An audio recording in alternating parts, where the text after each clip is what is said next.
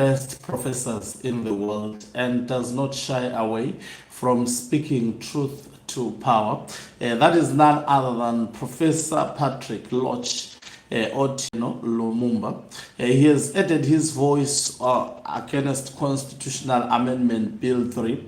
He laughs at how a government that professes to be serving the people runs away from the very same people by refusing elections.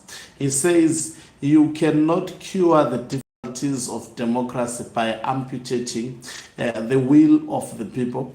He pours scorn over claims by 2030ists that elections are toxic and hamper development. He argues that the only toxic thing in Zimbabwe that hampers development is a ruling elite that uses violence to silence the people of Zimbabwe. Greetings and welcome to your lovely channel, the Hlonipani Global News. If you're watching us for the very first time, please do remember to press the red or black subscribe button so that next time when we beam live, you become the very first one to watch us. Let's listen to Professor tackling these 2030s.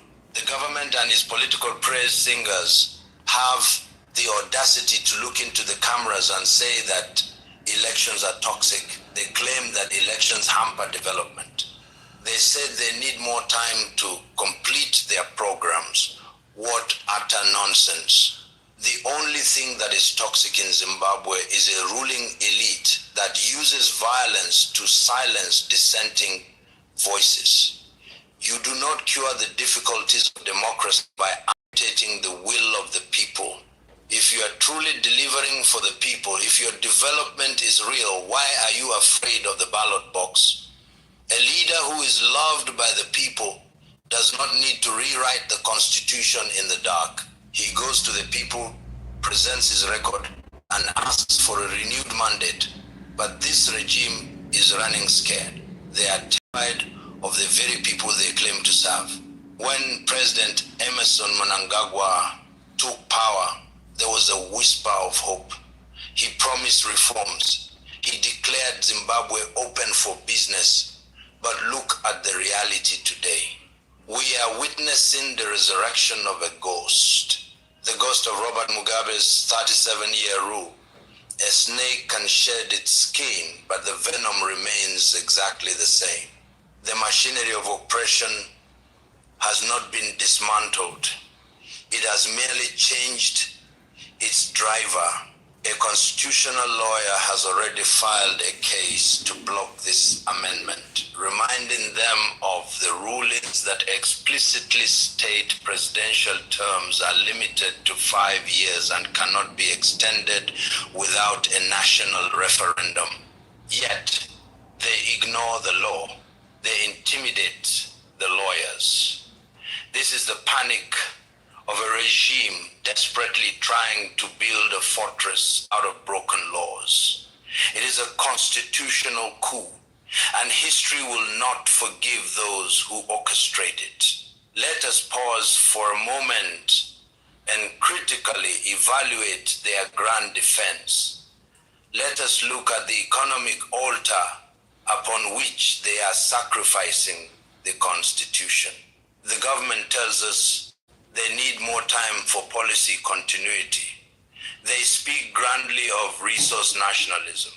And on this platform, we must be intellectually honest.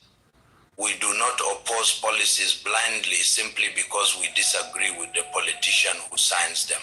When the government of Zimbabwe decided to aggressively ban the export of raw lithium and unprocessed base minerals, that was in principle a profound and necessary step.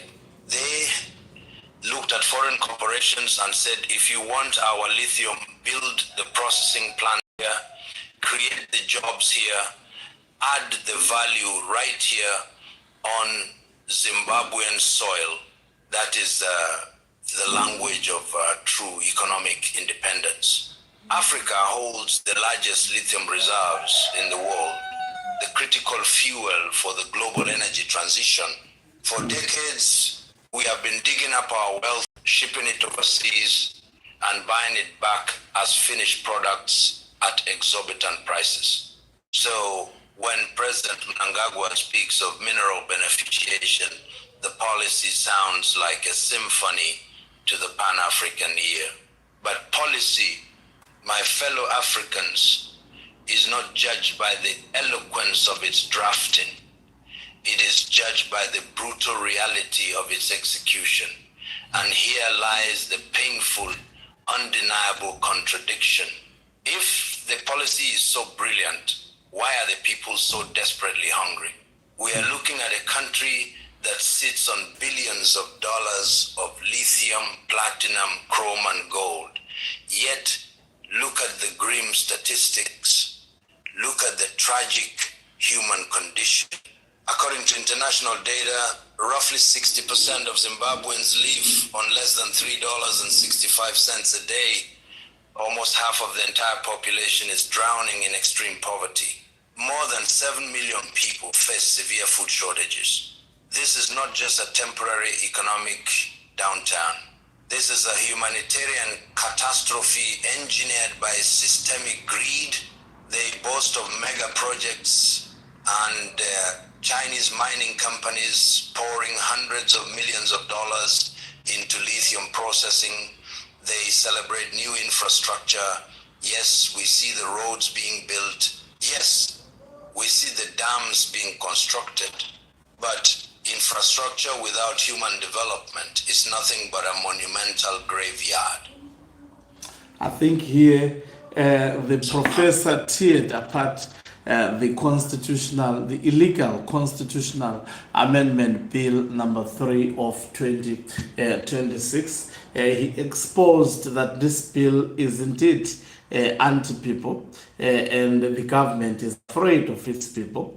And he also indicated that Emerson Dambudzo Mnangagwa exhibit the traits of desperation as well as fear of his own people, and said that there is absolutely no development that can be brought by a process that disregards the views of the masses of Zimbabwe, and went on to say they are claiming that they have been doing well economically, giving them credit to infrastructural development, but though there is absolutely no reasonable infrastructural development that Zimbabwe can boast about to the African continent, we cannot speak about the world.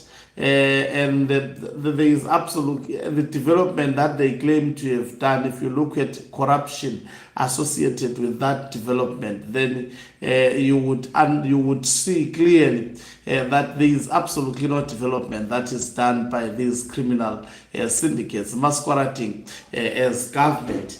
And as you have heard it, the professor is so clear about the economic conditions and the experiences of the people of Zimbabwe in the land of Zimbabwe. People are suffering, people are at the receiving end. Zimbabwe is smelling poverty left, right, and center. There is no way Zimbabweans would actually run away from a country that is well run and a country that is promising to develop. Zimbabwe is sitting on billions of minerals, billions worth of minerals, but these minerals have translated to nothing. Of course, giving him credit that in terms of seeking to introduce policy that seeks to benefit Zimbabweans, like saying those who wants to invest into lithium production, they should create jobs in Zimbabwe through ensuring that lithium is processed in Zimbabwe and sold out of Zimbabwe as a finished product, saying policy-wise that makes sense, but this issue of extending his term of office because he does not have enough time to develop Zimbabwe, it is hogwash, a daylight hogwash. That is sold to the people of Zimbabwe, of which people are not buying it. That is why they are trying to evade the necessary component of changing a constitution, which is to go via people. Thank you very much for watching us. If you are watching us for the very first time, please do remember to press the red or black subscribe button so that next time when we beam live, you become the very first one to watch us. You can financially support this channel by pressing the join button and be part of our members who are the heartbeat of this channel. You can equally do so by pressing the thanks button and send us stars. Okancubo Mhlabane is signing off. Let me love and leave you. Let's meet on the other side of the live broadcast. Definitely as I give you more. Again,